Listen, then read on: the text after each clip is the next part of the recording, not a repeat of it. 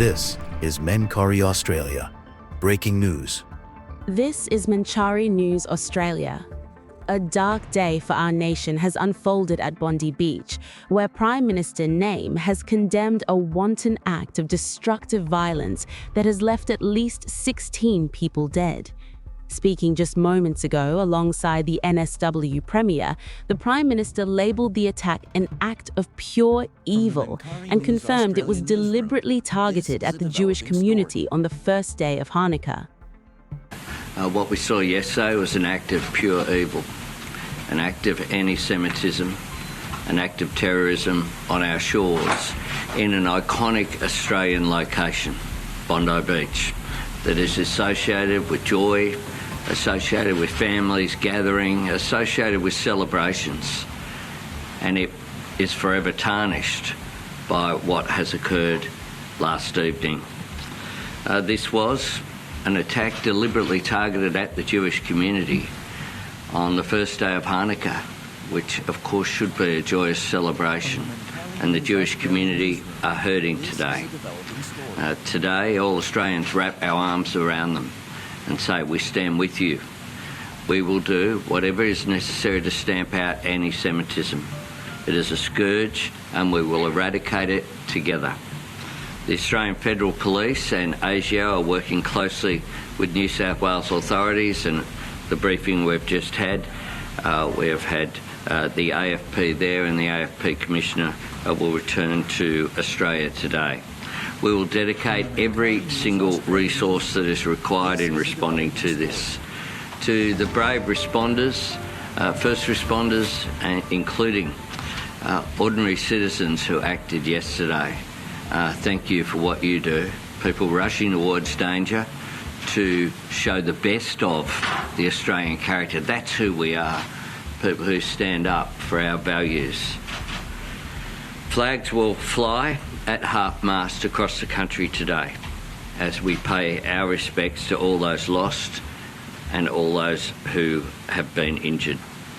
And we conclude by saying that yesterday was indeed a dark day in our nation's history, but we as a nation are stronger than the cowards who did this.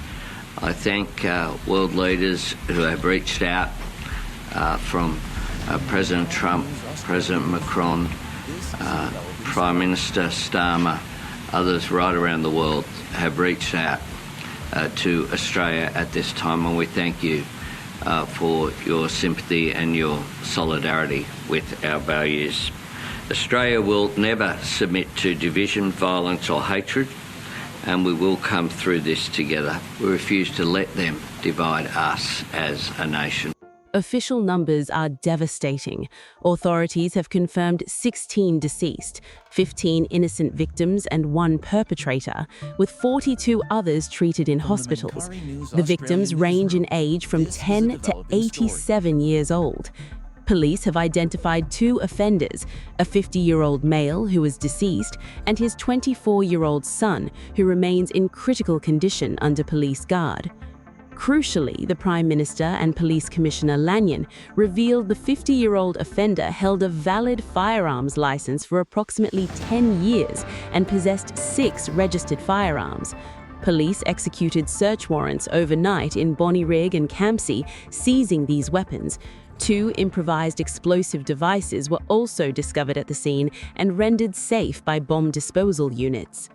To put this tragedy in perspective, the Prime Minister emphasised that this location, Bondi Beach, is an icon of Australian joy and family gathering, now forever tarnished by this violence. This attack wasn't random. Officials confirmed it was a calculated act of anti-Semitism. This incident has immediately drawn international attention. The Prime Minister confirmed receiving messages of solidarity from world leaders, including US President Donald Trump, French President Emmanuel Macron, and UK Prime Minister Keir Starmer. Closer to home, the federal government has activated high-level resources, with the Australian Federal Police AFP and ASIO working intimately with NSW authorities.